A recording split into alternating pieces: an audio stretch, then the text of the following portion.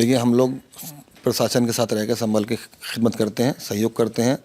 गंगा जमुना तहज़ीब को और शांति को, व्यवस्था को हम कम बनाने का काम करते हैं।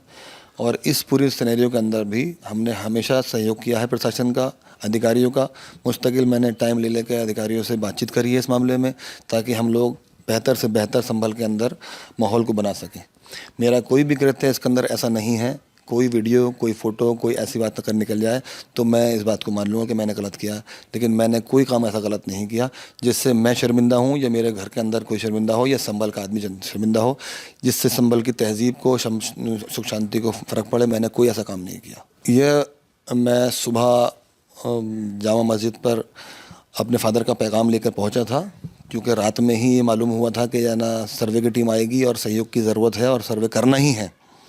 जब करना ही है तो हम रात के 12-1 बजे किस तरह से लोगों को कन्विंस कर सकते थे, हम नहीं कर सकते थे। उस वक्त रब्ता कायम नहीं हो सका, तो सिर्फ यही तरीका था कि सुबह जब सर्वे से पहले हम अपनी कमेटी से कह दें कि आप लोग सहयोग कीजिएगा, कोई बात अगर हो तो हम सब लोग मिलकर लोगों को कन्विंस कर लेंगे कि भैया ये कोर्ट की प्रक्रिया है, कोर्ट की प्रक्रिया के अंदर हमें सहयोग करना है।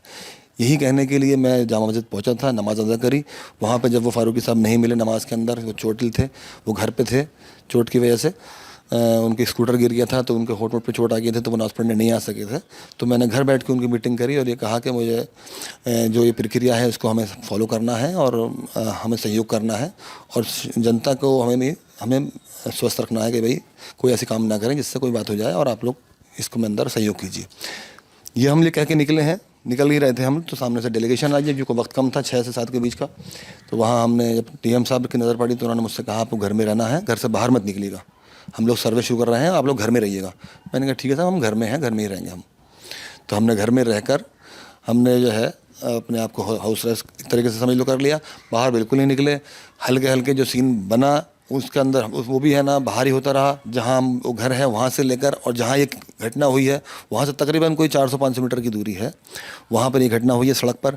और ये घर जो है वो जामा मस्जिद के ऊपर है, मैदान में है, जहाँ पे ऑलरेडी इतनी फोर्स थी कि वहाँ पे कोई ना भीड़ थी ना कोई वहाँ पे ऐसा मॉब थी। तो मैं इसलिए कहता हूँ कि मेरा कोई भी फुटेज वगैरह, कोई भी वीडियो, कोई भी ऐसा कृत्य अगर हो तो ज़रूर दिखाएं, मैं बिल्कुल अपने आप को मान लूँगा। हमने कोई बात ऐसी करी हो किसी से तो वो बताएं।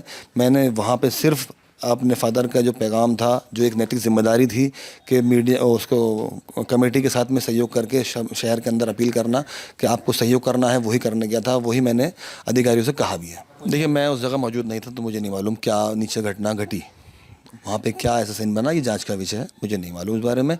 लेकिन जो भी हुआ संभल के इसमें अच्छा नहीं हुआ है, और इस चीज़ को हमने हमेशा चाहा है कि ऐसा कोई भी लम्हा ना गुजरे जिसमें जो है ना हिंदू मुस्लिम की या किसी इस तरह की घटनाओं को सामना करना पड़े। इसीलिए हम बहुत प्रशासन के साथ मिलकर, तालमेल बनाकर और जनता की खिदमत करने का काम करते हैं। जो भी घटनाएं होती हैं उस पर हम मिलकर काम करते हैं, और आज भी हमने वही काम किया था। देखिए, मैं तो कहाँ पर मैंने बयान दिया मुझे तो याद नहीं, उन्होंने उनके लिए क्या कहा मैं नहीं जानता। मैं तो जुमे की नमाज़ में गया भी नहीं था। जुमे की नमाज़ मैंने अपने मस्जिद में नमाज़ पढ़ी थी, मैंने जुमे की नमाज़ अपने घर की मस्जिद में पढ़ी।